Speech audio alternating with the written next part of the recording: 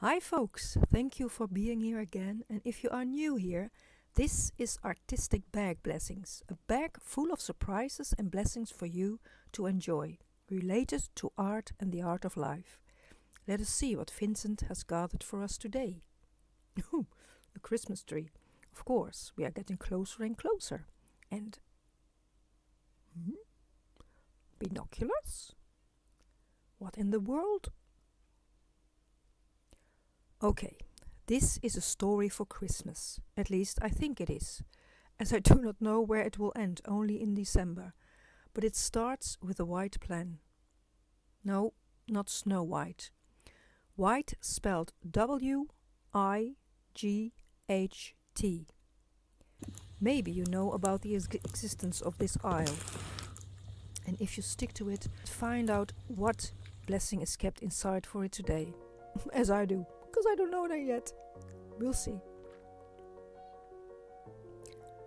For many years I have worked for another magazine as an illustrator. It is called Onze Hond, Our Dog. I did not only have to draw many breeds of dogs. Reading the magazine at the same time did inform me a lot about dogs and all kinds of breeds. I had a small Münsterlander at that time, Candy. She was quite a character, and I have learned so much from and through her, which wasn't always easy. But when she passed away, God, that hurt, and I missed her like crazy. Another dog would come one day, but mourning over a dear soul so close to your heart needs time. In the center of the dog magazine, a breed was always highlighted. And on one edition showed us the Nova Scotia duck-tolling retriever. So one day this breed could be an option. But these dogs were still very rare in Holland and you had to wait at least a year to get one. Thinking about that, I thought it may be clever to put my name on the list. The case was that just a few months later, little red cuddly bear, Bonny Kimberley, was unexpectedly coming to my home. And she was so beautiful and so comforting, crawling around my feet. So she was a comfort also in missing dear Candy. And so Bonny Kim came into my life.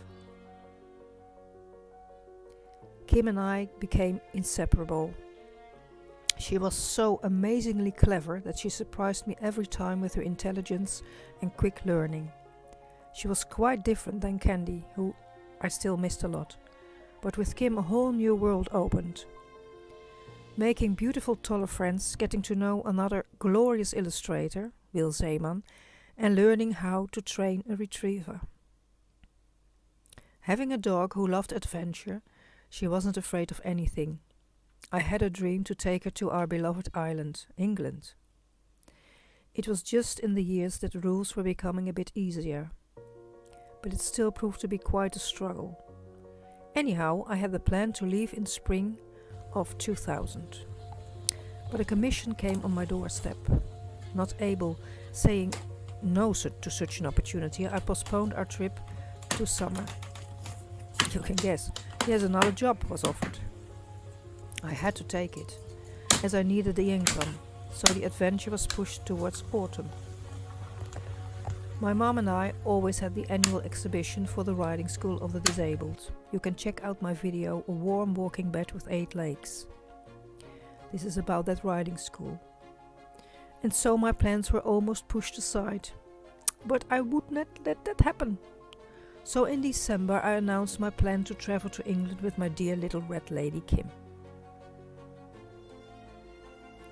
My aunt and uncle lived in Lymington at the time. And the gorgeous idea was to first visit them and from there cross the sea to walk the isle which lies opposite the coast, Isle of Wight.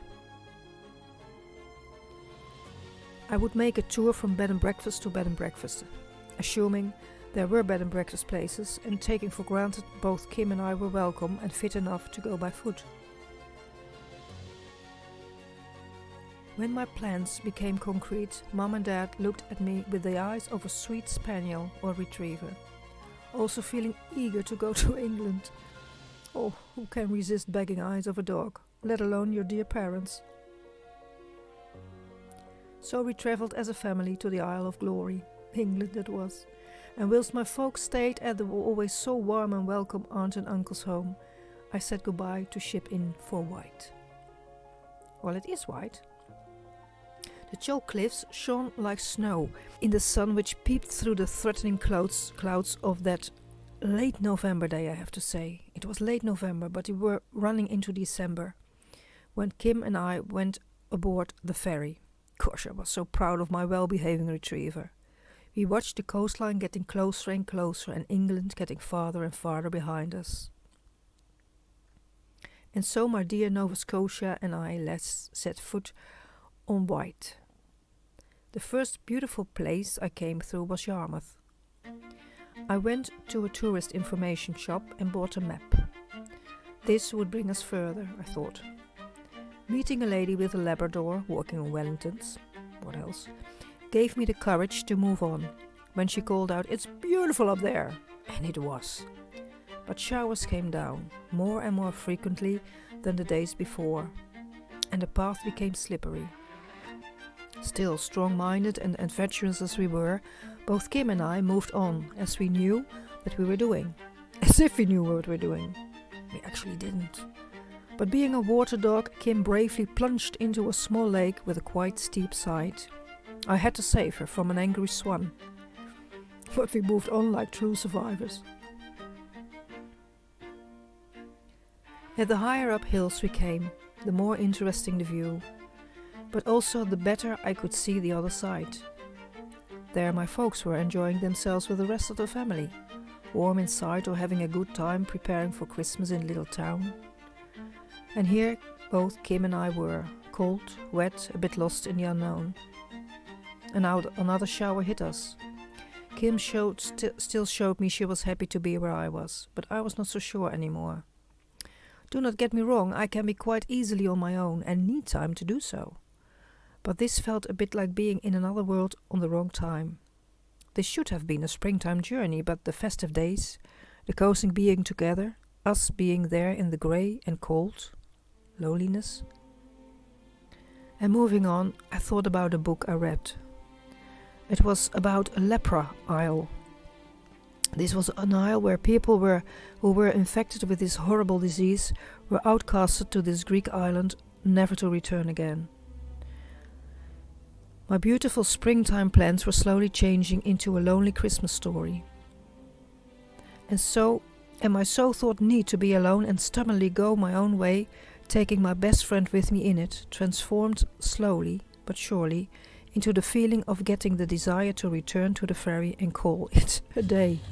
And so we turned back, walked past the angry swan again, came down the slippery slope, and all the places we had seen on our way up. And we just took the last ferry to leave Wight again. It was dark when we walked the picturesque streets of Lymington, up to the hill where my aunt and uncle lived. Kim and I were knackered, and we let ourselves sink into the soft couch and floor rug to think over the exhausting day at the warm lounge of my dear family. When my aunt said, "What about getting our dinner in Brockenhurst? There's a Christmas party over there, it will be fun." Kim and I looked at each other, and with a huge sigh and stiff hips we followed the family. But I will never forget that glorious evening, being together and watching Santa being rescued from a roof. The living stable, the fatty fish and chips from a paper bag. Now looking back at that adventure, thinking about my loved ones, I have to mention that from that whole company, including my dear, dear Bonny Kimberley, only my dad is left. I treasure him. And all the sweet ones with whom I shared that glorious day. Kim brought me there, but it was the whole company who made the adventure so much worth. I do not know with whom you will celebrate Christmas. And I know these days work like a magnifying glass, enhancing every emotion. The good ones become amazingly good, but the heavy ones become so much heavier. Maybe you have loved ones on the other side of the main aisle, passed over like the ones I missed so much as well. There is no ferry to take us there. We can only look up for the other side, knowing they are in such a warm and loving home, real home. All we can do is be grateful the hurt tells us how much we love we shared. And to lift ourselves up, we can send them so much love from the isle we ourselves are on today. Maybe an isle of tears right now, but looking out on the Isle of Hope. An isle of magical white, pure as snow. I'm dreaming of that white Christmas for you as well. Make it into a beautiful piece of art for them and for yourself. Sending you so much love.